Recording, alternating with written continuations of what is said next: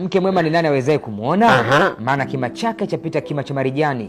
Moyo mumewe humwamini, wala hata kosa kupata mapato.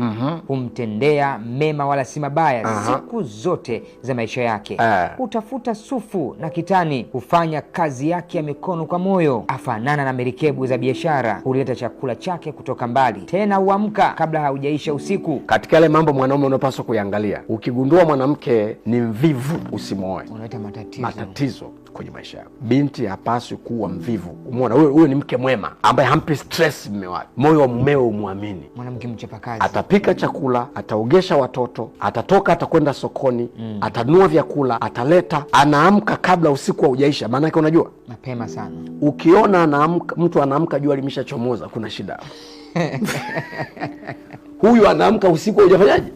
Haujaisha.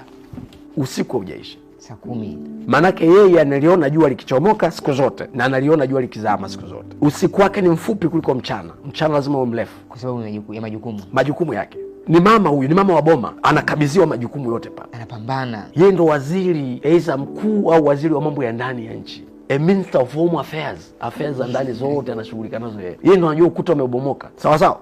Wakati baba yuko bize anatafuta hela mjini Kariakoo, ambeba gunia, anatafuta mpunga. Mama anaona ukuta umeanguka, anaona hiki kiko hivi, anaona mtoto anatakiwa kwenda shule.